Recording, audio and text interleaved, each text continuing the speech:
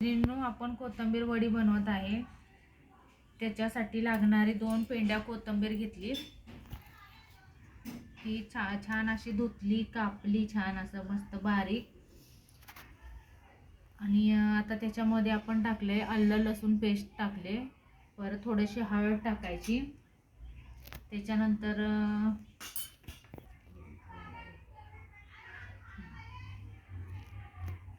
त्याच्यात थोडंसं मीठ वापरायचं आहे, थोडंसंच वापरायचं मैत्रिणींनो, जास्त नको, का तर ते खरड झाली तर खायला काय उपयोग नाही ना त्याचा। मीठ मी माझ्या अंदाजाने टाकलेलं आहे 1 चम्मच। तुम्हाला जेवढं पाहिजे तेवढं तुम्ही वापरू शकता।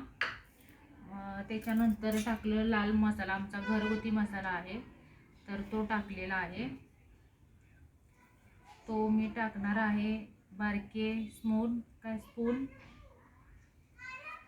3 चम्मच।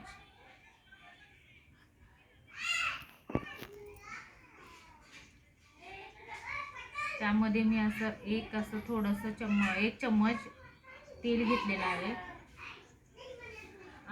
आपण आमटी बनवतो त्याचं तेल, ते थोडंसं गरम केलं तर हे चांगलं आपण असं मिक्स करून घ्यायचं। छान असं पूर्ण मसाले कोथिंबीरला छान असे मिक्स झाले पाहिजे त्याच्यामध्ये। असं संपूर्ण मिक्स करून घेतलं की टेस्ट येते, सगळ्या कोथिंबीरला ते लागतं।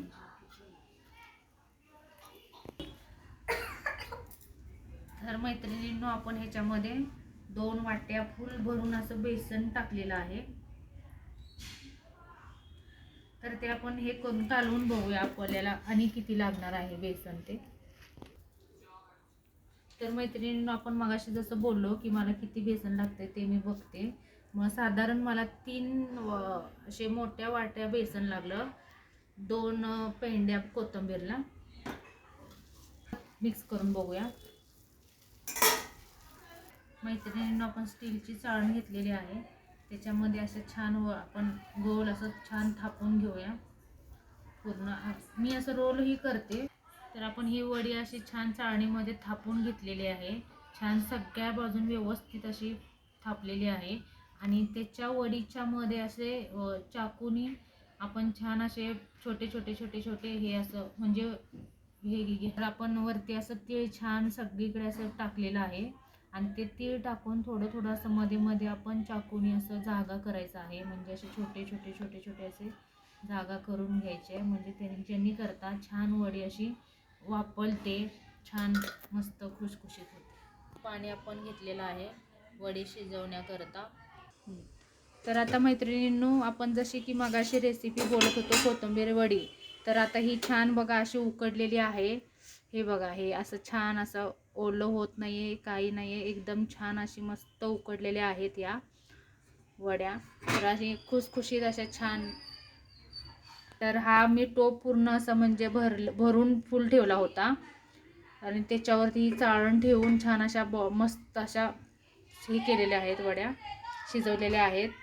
तर आपण आता ह्यांना साईडला घेऊन आता मस्त यांना 5 मिनिटं थंड व्हायला ठेवूया।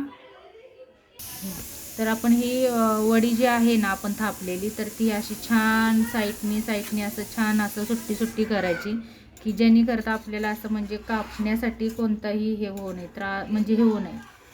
तर छान ही बघा, ही अशी हे बघा अशी खुसखुशीत छान अशी मस्त अशी झाले, एकदम मस्त। हे बघा पूर्णपणे अशी सुट्टी सुट्टी झाले, हे बघा पूर्ण अशी। हां, तर कशा पाडायच्या ते सांग। तर छान आपण हे आहे बघा अशा पद्धतीनं हे अशा कट करायच्या आहेत।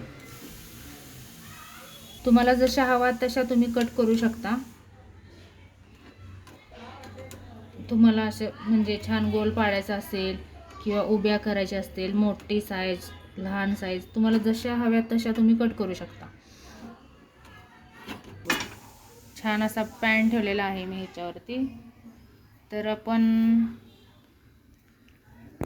तेल आपण अर्धी वाटी, आम्ही अर्धी वाटीच टाकतो, तुम्हाला जितकं हवं तुम्ही तेवढं वापरू शकता।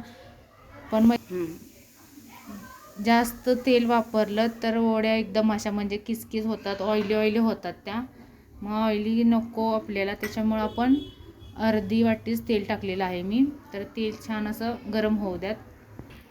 तर ह्या अशाच वड्या आपण ह्यामध्ये अशा फ्राय करून घ्यायच्या आहेत, छान अशा पूर्ण खरपूस होईपर्यंत. हे बघा हे अशा. तर मी ते 4-4, 5-5 वड्याच आपण फ्राय करणार आहोत अशा. छान हे बघा अशा एकदम लाल सर अशा वड्या झालेल्या आहेत या. हे बघा हे असं छान मस्त असं फ्राय करून घ्यायचे आहेत. जरी तुम्हाला अशा फ्राय करायच्या नसतील, तुम्हाला जर ऑइली आवडत नसेल, तर तुम्ही थोडंसं तेल टाकून त्याच्यामध्ये थोडं असं गरम करून घेतल्या वड्या तरी पण छान लागतात. मस्त असं बघा छान असा कलर आलेला आहे आणि वास इतका छान खमंग सुटला आहे की आत्ताच माझ्या तोंडाला पाणी सुटले.